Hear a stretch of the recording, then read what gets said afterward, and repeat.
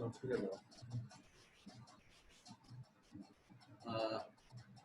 am I audible? Yes, sir. Okay. So today we'll be discussing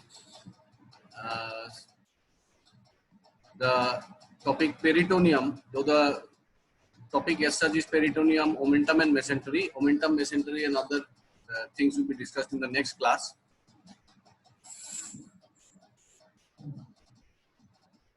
So this is a recapitulation of what we have all studied in anatomy. The peritoneal cavity is the largest cavity in the body. The surface area is almost 2 square meter, almost similar to that of the skin, and it is lined by peritoneal membrane. The membrane is composed of mesothelium, which rests on fibroblastic tissue. It is divided into two parts. One is the visceral peritoneum, which surrounds the viscera, and the other is the parietal peritoneum, lining the other surfaces of the cavity. Now, this is a diagram which is very common and is also given in BD Chaurasia.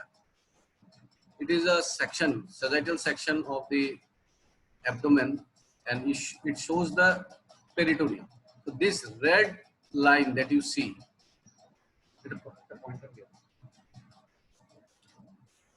just one second.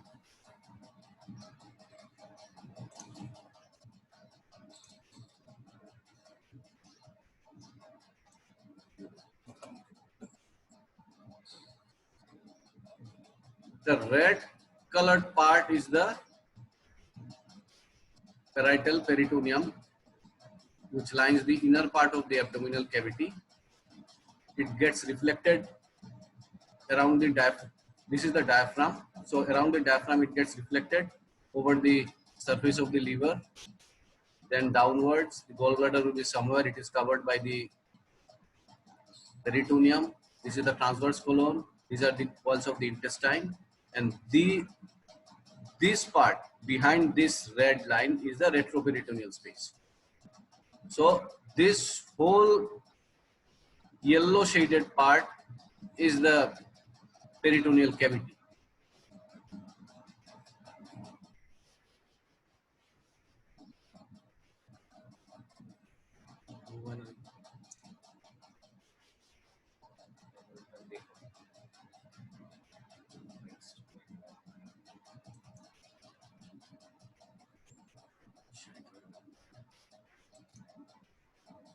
Okay.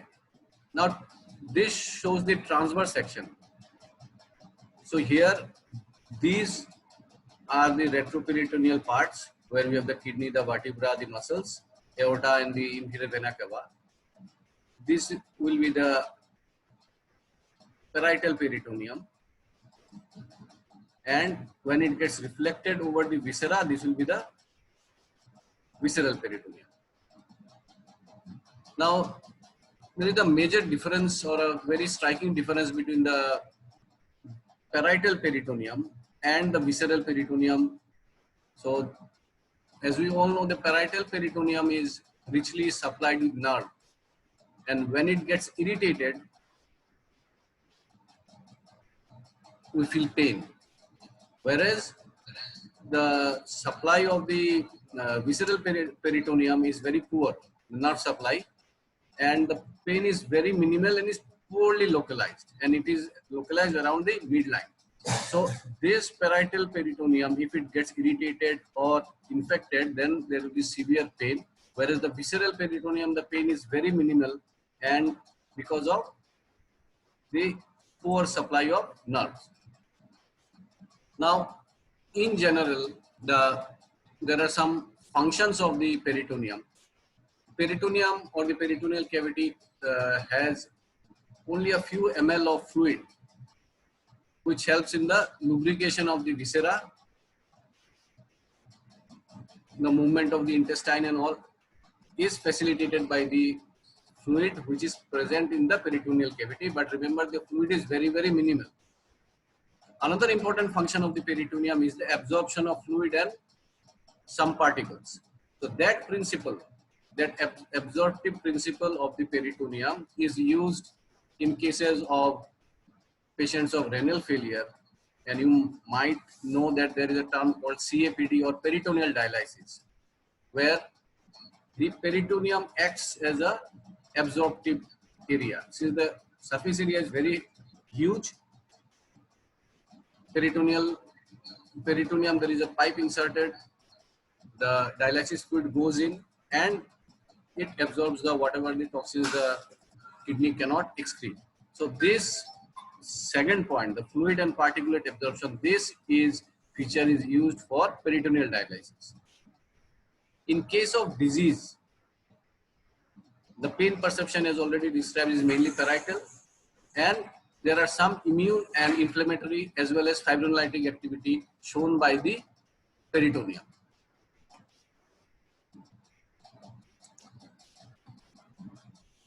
Now coming to the pathology part. Now if the peritoneum is inflamed,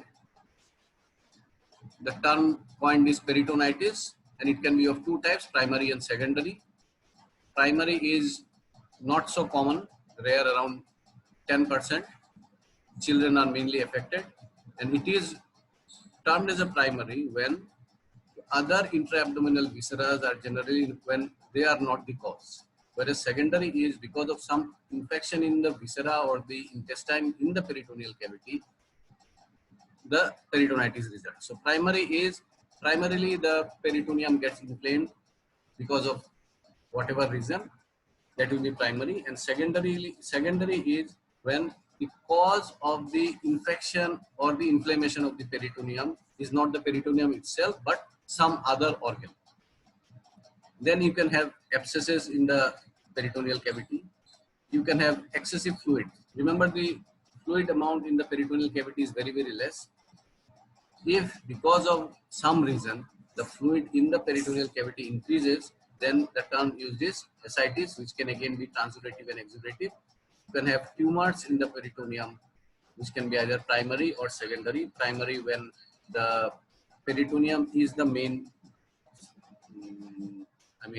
when the malignancy arises in the peritoneum, or secondary when because of malignancy in some other organs there is spread to the peritoneum. And last of all, adhesions. So the diseases can be peritonitis, abscess, ascites, tumors, and adhesions. Out of all the pathologies that I have discussed in the previous slide, peritonitis is an entity which is very common in surgical practice. You can see cases, most of the emergency operations are done if patient has peritonitis. Even in your Viva, you have x-rays which show features of peritonitis. So this topic will be elaborated in great detail. So definition is simple: inflammation of the peritoneum. Now the causes of the peritoneal inflammation, it can be either bacterial. Bacteria can be either from the GI tract or gastrointestinal or non-gastrointestinal. Gastrointestinal means suppose there is a perforation in the stomach or gastric perforation, a perforation in the duodenum or jejunum or any part of the gastrointestinal tract. Because of the perforation, the contents within the lumen of the intestine, they come out and spread in the peritoneal cavity, and as a result there is inflammation of the peritoneum. So that is the gastrointestinal type, and the reason is bacterial. Non-gastrointestinal is, suppose in a female patient the bacteria enters the peritoneal cavity through the fallopian tubes. So that will be a non-gastrointestinal cause of a bacterial type of peritoneal inflammation. Second is chemical peritonitis. Out of that, common is bile. Second is barium. So bile can come if suppose there is a perforation in the gallbladder, bile can come, perforation in the stomach or duodenum, bile can come out into the peritoneal cavity and cause irritation of the peritoneum and cause peritonitis. Similarly, barium. Suppose a patient has a perforation and because of some reason the patient is advised to do a barium meal follow through or a barium X-ray, swallows the barium comes out and that barium irritates the peritoneum and causes chemical peritonitis. Another is the allergic peritonitis, example starch peritonitis. In the gloves that we use, there are some particles of starch. So that in some patients can cause allergic reaction and cause peritonitis. Next is traumatic. An example is operative handling. During operation, when you handle the peritoneum, you handle the parietal peritoneum, there are minor traumas and that can lead to inflammation and cause peritonitis. Similarly, ischemia, example is strangulated bowel or vascular occlusion and some miscellaneous like familial Mediterranean fever. So bacterial, GI or non-GI, chemical, that is bile and barium, and traumatic operative handling. These are the commonest of the causes of peritoneal inflammation or peritonitis. Now the different parts to the peritoneal infection. As I have already discussed, suppose there is a perforated ulcer anywhere starting from the stomach, gastric ulcer, duodenal ulcer perforation, ileal perforation or a perforation of large bowel because of malignancy or a perforation in the appendix or a perforation in the diverticulum. So this is gastrointestinal perforation. In some cases there is no perforation but there is peritonitis. Example pancreatitis or a ischemic bowel. In those cases, in pancreatitis, suppose pancreas is inflamed, the pancreatic juice, because there is a injury in the duct, the from the pancreas, some amount of pancreatic juice comes out and infection occurs. So that is a cause where there is no perforation, but those fluids that comes out can cause irritation of the peritoneum. Similarly, ischemic bowel can cause translocation of the bacteria that is within the lumen through the various layers of the intestine outside and can cause peritonitis. Exogenous, that is something which is not inside but from outside something enters and causes peritonitis. So I have told about peritoneal dialysis. If the dialysis fluid is contaminated or the tube through which the fluid is passed, if it gets contaminated, or in surgeries we put drains, or in any trauma, suppose a stab injury or a bullet injury, the knife or the bullet that goes in can cause exogenous contamination of the peritoneum and cause peritonitis. Similarly, pelvic inflammatory disease, as I told you, the salpingitis as an example, can cause infection and rarely it can be because of hematogenous spread. Suppose an example is septicemia. So these septicemia is a rare cause. GI perforation, transmural translocation, and female genital tract infection and exogenous contamination are some common causes or paths which lead to peritoneal infection or peritonitis. Now remember one thing, that the peritoneum as such, the peritoneal cavity as such can be divided into some parts. Subphrenic, just below the diaphragm, is subphrenic. Lower part will be the pelvic area and a larger area or the greater sac. There is a video at the end of the class where I will show you the different parts. So just remember subphrenic below the diaphragm, pelvic below down, the other areas as a general large area called the greater sac. Now the greater sac again is divided into two parts by the transverse colon. The transverse colon is like this. So from the diaphragm to the transverse colon you have one part, suprachoric part, and below the transverse colon up to the pelvis you have another part called the infrachoric part. So because of these localizations, the infection can sometimes be confined to only particular area rather than the general peritoneal cavity. So anatomical and pathological factors may favor the localization of peritonitis. So anatomical factors I have already discussed. Suppose if it is a supracollic compartment, so above the transverse colon and the between the diaphragm, there is a problem. So within that space, you have the gallbladder, you have the stomach, you have the liver. So if you have the duodenum, so if the duodenum perforates, initially it will be the supracollic part that will contain the bile, the gastric juice, and whatever. Only when that part is filled up and it overflows over the transverse colon will the matter in the peritoneal cavity flow into the other parts. The pathological factors which can localize are the greater omentum by enveloping and becoming adherent to inflamed structures. In the topic of appendicitis, I told you when there is an inflammation in the appendix, the general response of the body is to ward off the infection and keep it localized. So the omentum comes, covers the inflamed appendix along with the ileum and the cecum, and it forms a appendicular lump. Main idea is to localize the infection. Similarly, in other areas also, whenever there is a pathology like a perforation, the omentum goes and envelops that particular area, forming a barrier so that the infection is confined and doesn't spread into the general peritoneal cavity.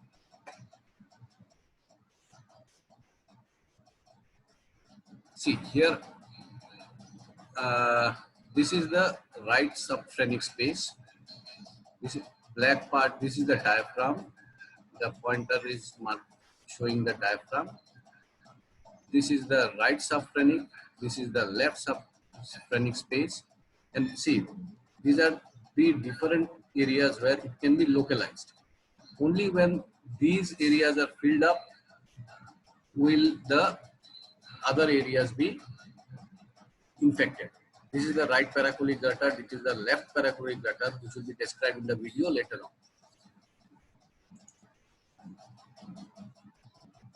Now, as I told you, if the peritonitis is not localized, then it becomes generalized or diffuse. So this depends on some factors. It is one is the speed of the peritoneal contamination, and it is the prime factor. For example, suppose the perforation is 0.5 centimeter, and in one patient the perforation is 2 centimeter. The amount of fluid or the contents within the hollow viscous that comes out will be different. So if the amount is more, the speed of peritoneal contamination is more.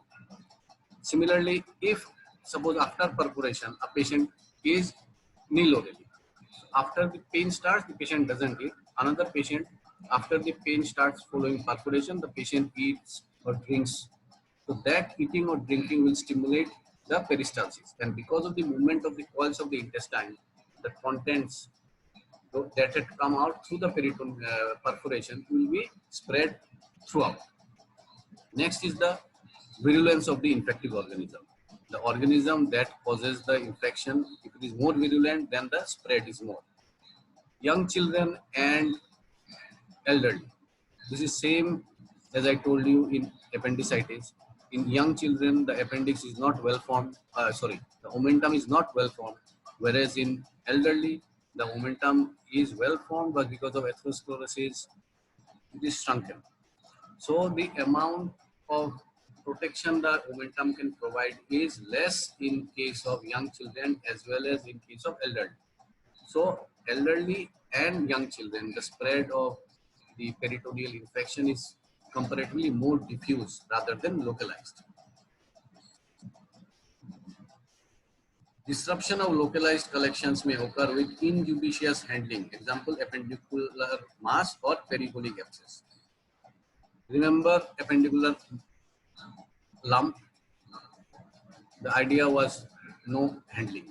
In appendicular abscess, it was only to drain the pus. So while draining the pus, if the handling is not judicious, then that pus can spread to other areas and the localized infection can become diffuse. And last of all, it is the natural defense mechanism of the body which prevents the spread from a localized change from a localized peritonitis to a diffuse peritonitis.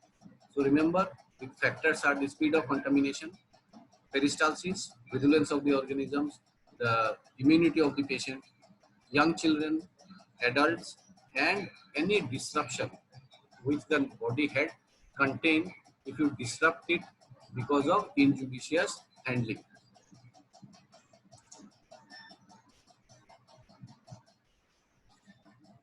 Coming to the clinical features of peritonitis,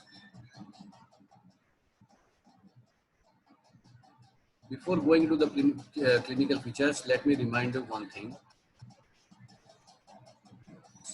Some common causes of peritonitis are gastrointestinal perforations. So if you start from the stomach can perforate because of an ulcer. The duodenum can perforate because of an ulcer. Jejunum, as such, ulcer is rare, but a jejunum perforation can occur during trauma. Suppose there is a fall from height, there can be perforation. Any stab injury or penetrating injury, gunshot injury can cause perforation in the peritoneum. Ileum, you can have untreated patients of enteric fever who have ulcer. You can have tubercular ulcers which can perforate. In large bowel, it can be a malignancy which causes an ulcer and perforates, or any trauma. So whatever the contents are there inside will come out and get spilled over the peritoneal cavity and cause peritonitis. So generally, initially, the first symptom is pain. As soon as it perforates, some amount of the contents come out and there is severe pain. As the contamination spreads all throughout, there is problem in movement, coughing and deep respiration. This is because the parietal peritoneum that is lining the lower part of the inner surface of the anterior abdominal wall, when it gets inflamed, and remember the parietal peritoneum is pain sensitive. So whenever you take deep breath, cough or move, the abdominal wall moves. And this is the reason why the pain becomes worse on movement, coughing and deep respiration. Because of the infection in the peritoneal cavity, there will be some constitutional symptoms like fever, malaise, anorexia. Nausea, vomiting can be or cannot be, can be there or cannot be there. Pyrexia may be absent. In the initial phases, temperature generally is not there. Only when the bacteria within it grows and causes constitutional symptoms like fever. There is increase in the pulse rate. On examination, you have tenderness. When you palpate over the anterior abdominal wall, you press the anterior abdominal wall. As a result, the parietal peritoneum is also moved and the patient shows features of guarding and rigidity. If you press and suddenly release your hand, the anterior abdominal wall will move, and that movement again increases the pain. So that is what is meant by rebound of abdominal wall. If you do a per rectal or a per vaginal examination, in case of vaginal or rectal examination, the pelvic peritonitis patients, in patients whom the pelvic part of the peritoneum is inflamed, a rectal examination or a parietal per vaginal examination will cause pain. On auscultation, you will have reduced bowel sounds. With time, the bowel sounds may even be absent because of paralytic ileus. And last of all, there will be SIRS or MODS, multi-organ dysfunction syndrome, or something called septic shock. Now this picture shows, this is a typical picture of patient of generalized peritonitis. You see here sunken eyes. If you examine the patient will be cold, clammy because of low blood pressure. there will be tachycardia, there will be dryness, and this typical phase of sunken eyes, dry, cummy, cold, cummy extremities, this is called the Hippocrates phase. Hippocrates phase is a typical feature of peritonitis. In guarding and rigidity, there is a term called board-like rigidity. Skating board, board-like. So whenever you press on the anterior abdominal wall, the patient doesn't want his abdominal wall to move. And when you press, one, the patient doesn't want, and second is because of the spasm, the anterior abdominal wall is not allowing itself to move, and the feel is just like a board. So a typical feature or palpation in case of peritonitis is board-like rigidity of the anterior abdominal wall. So patient will demonstrate features both of guarding as well as rigidity.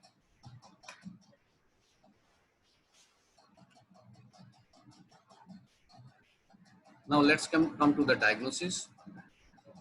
This slide shows tests which are non-specific, but you need to do it in all the cases of a perforation, which will help you in management of the patient. But the diagnosis will be, the specific diagnosis will be in the next slide. You send for CBC, urea electrolytes, serum amylase to rule out pancreatitis. You send for ECG, urine. See, these all are non-specific. Only in case of acute pancreatitis, if you send for amylase and lipase, and there are features of peritonitis, that is okay. But otherwise, for common causes like gastrointestinal tract perforation or a hollow viscous perforation, these tests are not specific. Diagnostic peritoneal aspiration.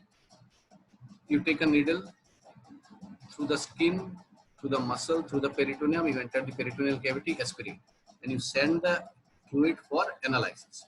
If the WBC count is more than 500 ml, 500 per ml, as well as if the LDH, glucose are increased, it suggests that the contents in the peritoneal cavity are infected and have come from some other source.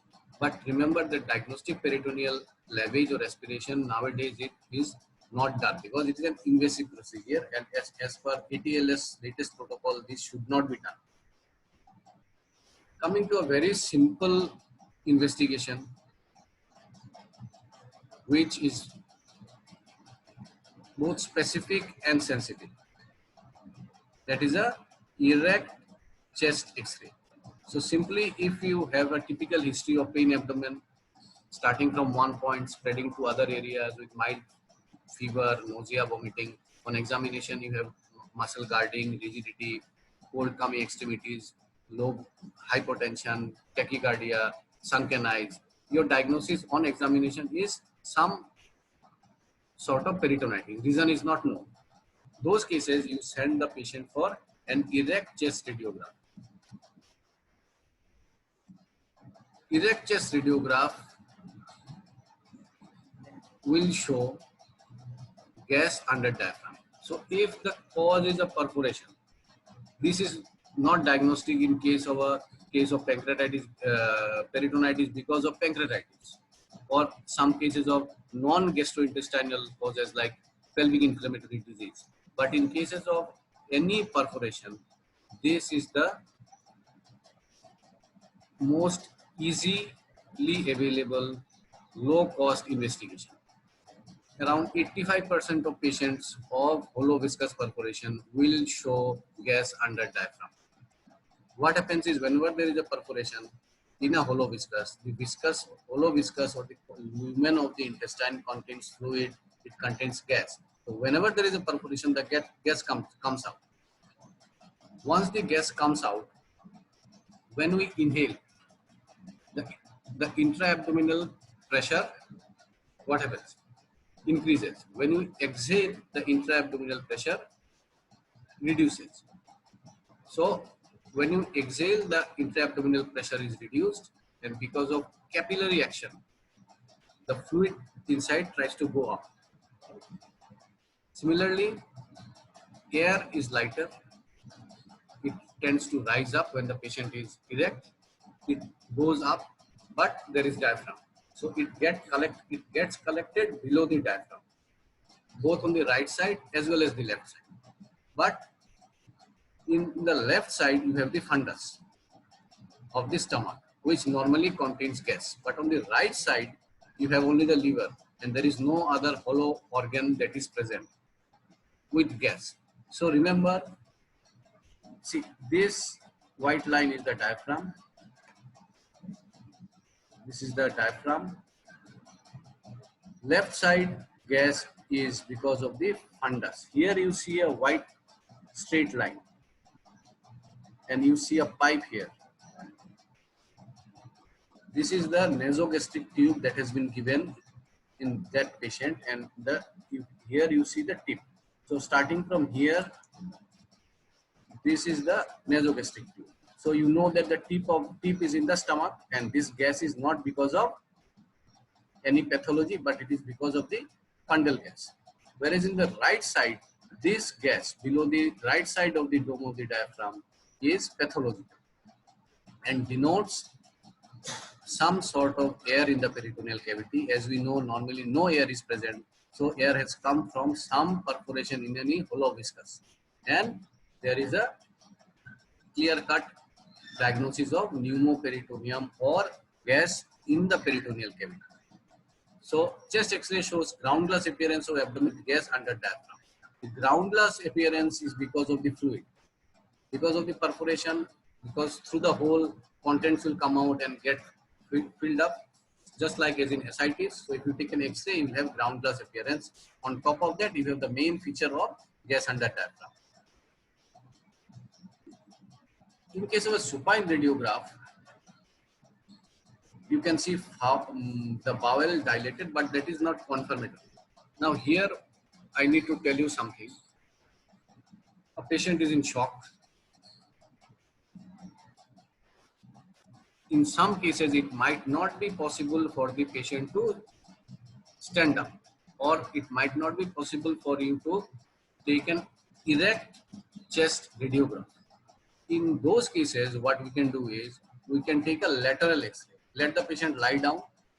You take a left lateral X-ray. When the patient turns towards the left side, the gas goes to the right side. So in those cases, simply tell the patient to turn towards the left. The gas will rise up and get collected on the right side, on the sides of the flanks. So in those cases, you will not see gas here, but you will see gas in these areas. So in those cases where you cannot allow the patient to stand erect for 2 to 3 minutes, simply take a left lateral X-ray. Why not a right? If you take a right lateral X-ray, the gas will get collected in the left side, and you will confuse with the fundal gas shadow. Something more sensitive than chest X-ray is a CT scan or ultrasound, but because of availability issues and cost factor, generally the first choice of investigation in case of diagnosis of a hollow viscous perforation leading to peritonitis is a simple erect chest X-ray radiograph. CT scan and ultrasound will help you in your diagnosis, because if it is not because of gastrointestinal tract, but maybe because of infection in the pancreas, in those cases, the ultrasound or CT might be helpful. Now coming to the management, as I told you, there is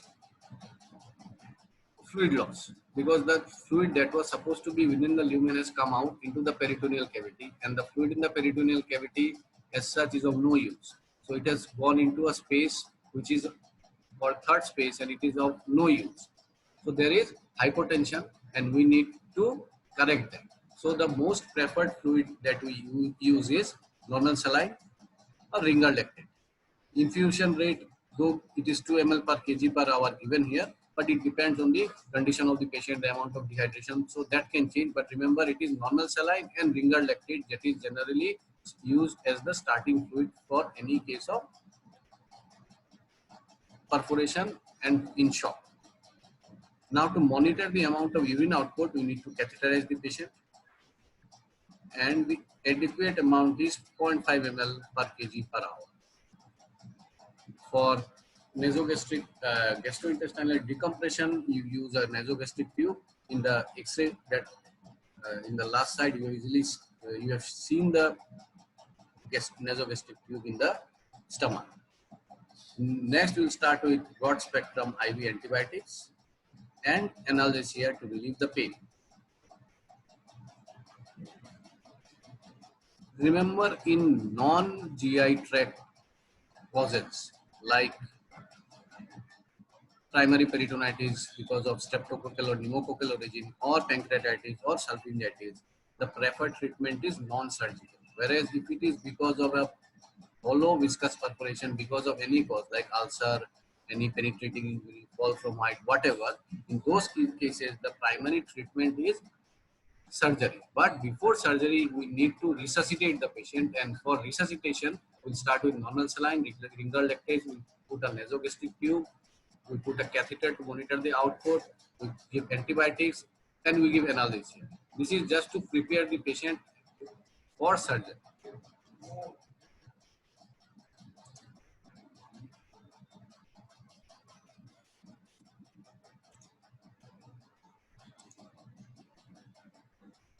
Now coming to some complications of peritonitis, this has already been discussed. See, patient may come in septic shock, MODS or SIRS, and ultimately lead to death.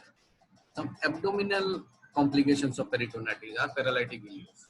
Because of the contents of the coming out of the lumen of the intestine, there is irritation of the serosa of the bowel, causing paralytic ileus, leading to no bowel sounds being heard and distension of the abdomen.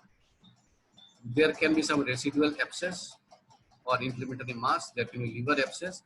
And last of all, if it is resolved, in some cases, if the perforation is small, if the patient is empty stomach after the episode occurs, even non-operative treatment can help. But that small amount of fluid that was in the peritoneal cavity gets absorbed, but leading to adhesion, and which can subsequently lead to small bowel obstruction later on.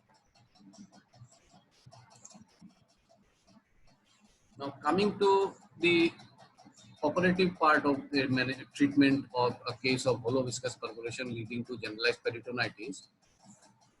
See, I have repeatedly told you that when you do an X-ray of the chest or a CT scan or an ultrasound, we know that there is a perforation in any hollow viscous, but exactly which part of the hollow viscous is perforated, it is not possible to know unless and until we enter into the peritoneal cavity and search for the site. Searching, in other terms, means exploration. We explore different areas to find out the cause. So the treatment of or the surgery that is undertaken for this type of peritonitis, which has been caused because of a hollow viscous perforation, is called exploratory laparotomy. Exploratory means because the specific site is not known. For example, a patient has come with a gunshot injury. The bullet can enter in the right flank, right lumbar area, and you don't know the path. So in this path, it can or it may have injured many hollow viscous in multiple areas. So we need to explore each and every part, and that is why the name is exploratory laparotomy. Laparotomy, you know, open and explore. So laparotomy, and it is always emergency. So first of all, what is done is emergency laparotomy is done to treat the cause of peritonitis, and is done for causes like hollow viscous perforation and bile obstruction leading to gangrenous bowel and perforation. The incision that is given is starting from the xiphoid process up to the symphysis pubis. Any laparotomy generally is done through the midline. The extent of the incision varies depending on the condition of the patient, the weight of the patient, the choice of the surgeon, but generally it is preferred to be midline. There is a reason for why the midline is preferred. In the midline, you have the linea alba and no muscles. You have the skin, subcutaneous fat, linea alba, and then the peritoneum. Whereas if you go towards either the right or the left side, you will encounter the rectus muscle. So if someone tries to shift from the midline, he has to cut through the skin, the subcutaneous tissue, anterior rectus sheath, the rectus muscle, posterior rectus sheath. So the time taken to enter into the peritoneal cavity is more. Second, the amount of bleeding that will occur if you go through the muscle is more. So in emergency cases like hollow viscous perforation leading to peritonitis, the patient condition is not allowing you to spend more time under anesthesia. So easy access and easy closure. So if you are going through the midline, skin, subcutaneous tissue, linea alba, and peritoneum and into the peritoneal cavity. Similarly, during closure also, simple single layer closure can help. The extent of the incision, as I told you, will depend on various factors. Now, the abdomen is thoroughly inspected to identify the cause. So, as I told you, we explore the entire abdomen, starting from the lower part of the esophagus, the stomach, the duodenum, the gallbladder, the jejunum, ileum, cecum, appendix, ascending colon, everything up to the part of the rectum where the peritoneal reflection occurs. So whole of the intestine and the peritoneal cavity is inspected and treated. Treated, here it is written treated because the treatment might vary depending on the cause and site of the perforation. One point to remember here is one of the most common causes of hollow viscous perforation is duodenal ulcer perforation. So in duodenal ulcer perforation, just remember the name Graham's patch, Grahams, Graham's patch. So in the duodenum, you have the posterior and the anterior. So generally it is the anterior wall where the ulcer occurs and perforates. So what you do is you take a part of the omentum, put it over the hole. Suppose this is the hole in the duodenum. You take the omentum, place it over and then suture it. So that is called Graham's patch. This is not done in other cases of gastric perforation or ileal or jejunal perforation. But since the duodenal ulcer perforation is one of the commonest causes, just remember the name Graham's patch, which is nothing but putting a patch of greater omentum over the perforation and then suturing over it. So the tie or the sutures that you put will be over the omentum. Once that is done, the peritoneum is filled with contaminants like bile, some amount of blood, even food particles. So you do a proper wash of the peritoneal cavity, and that is called peritoneal toileting. So two important aspects is explore, find out the cause, treat accordingly, then do peritoneal toileting. After the peritoneal toileting is done, we place drains so that if some amount of fluid has been left, which we cannot take out during operation, it will come. The drains are placed at some areas, which I'll show you in the video. And last of all, the abdomen is closed using non-absorbable. That will be discussed when we discuss the suture part. But remember that the preferred route is vertical midline. Then explore the entire peritoneal cavity, look for the cause, manage the cause. Out of that, duodenal ulcer perforation is commonest, so you put a patch of omentum, greater omentum, and that is called Graham's patch. Next, clean the peritoneal cavity with normal saline, which is called peritoneal toileting. Then put a drain, either a tube drain or a corrugated drain, and close the midline incision.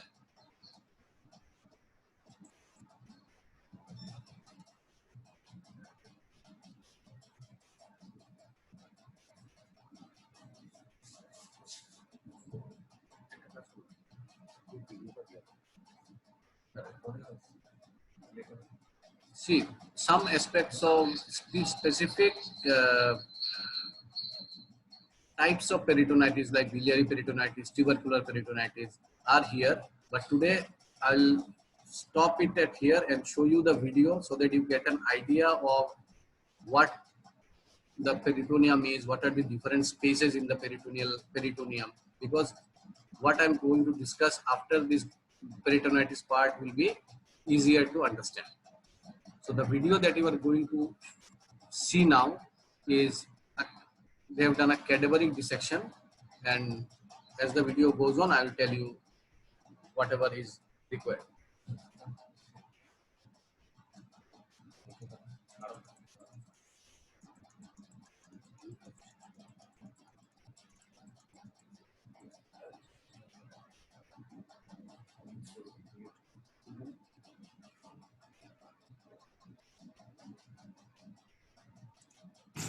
So after the reflecting the anterior abdominal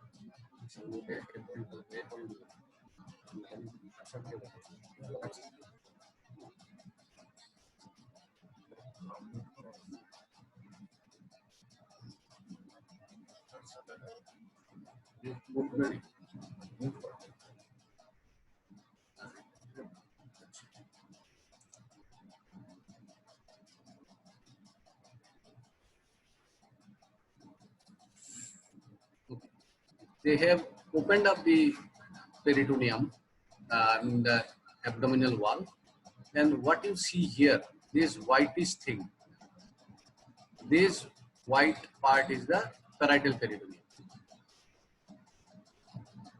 Above that will be the muscles, the subcutaneous fat, and the skin, which has been taken to the two sides. So this part, if you close the abdomen, this will be the inner lining of the anterior abdominal wall, and this is the parietal peritoneum.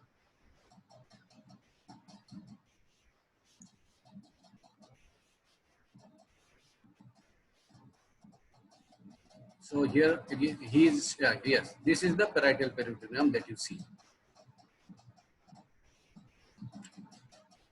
And this part of the intestine, everything, these are covered with the visceral peritoneum. So parietal peritoneum will go and get reflected. This is the liver. This is the falciform ligament that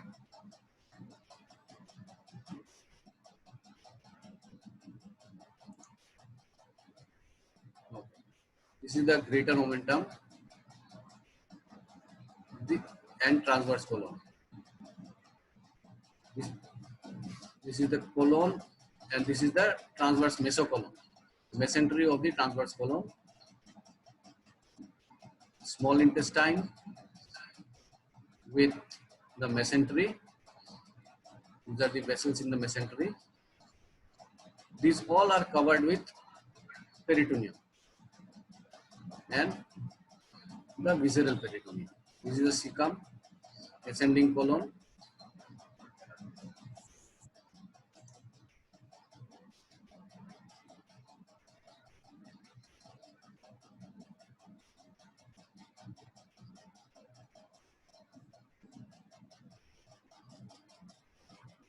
This is the descending colon. The peritoneum, parietal peritoneum goes like this and gets deflected. See, when they pull, and this is the sigmoid mesocolon. This is the descending colon, sigmoid mesocolon. And this is the pelvis.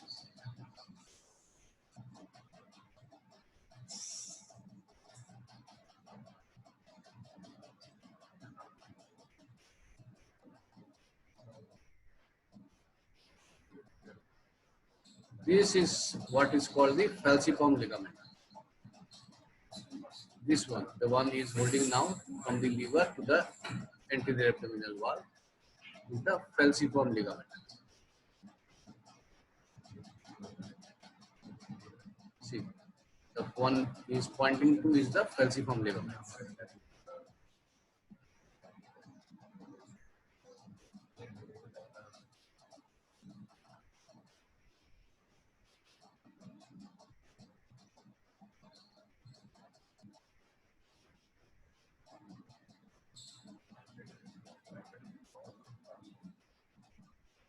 Now he is pointing towards the left subhepatic subphrenic space.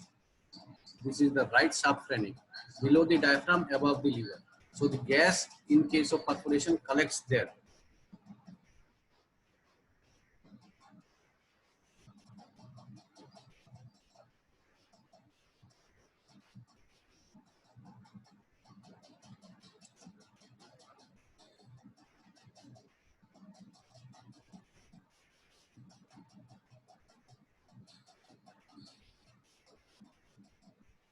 This is the lesser momentum, and behind it will be the foramen of Winslow. He is going to insert it through the epiploic foramen or foramen of Winslow.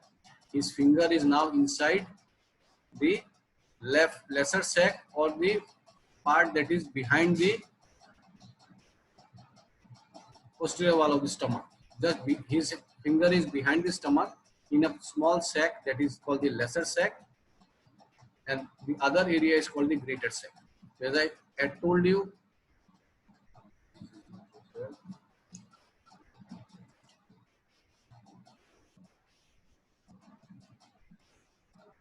this space is called the right subhepatic space, below the liver in the right side, right subhepatic space.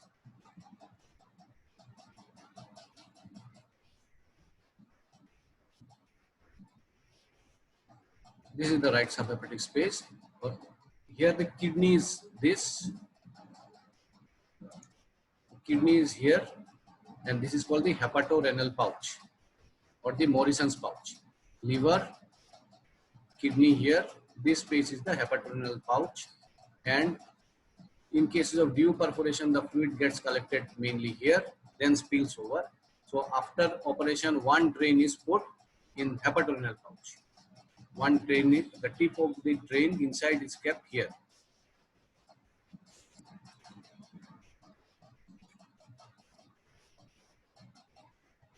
This is the kidney.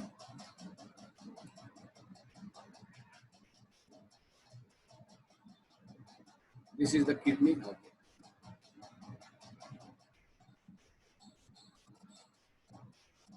You will lift up the greater momentum that is attached to the transverse colon now.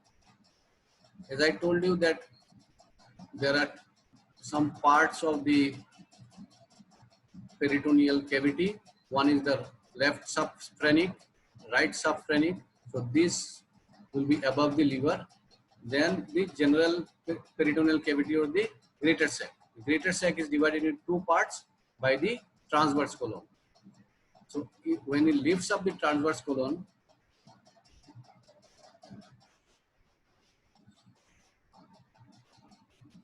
yes, here, when it lifts up the transverse colon, you can see the part above,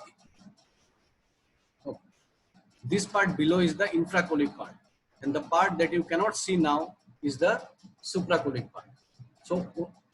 So any fluid that is collected here has to fill this up, then cross over to this part, and these are the reasons why the infection can be localized. This is the left paracolic gutter that is by the side of the descending colon. So when the supracolic part gets filled up, it can come through this side, through the left paracolic. This is the right paracolic. So through the side of the ascending colon, it can come in up to the pelvic cavity. So subphrenic, right paracolic,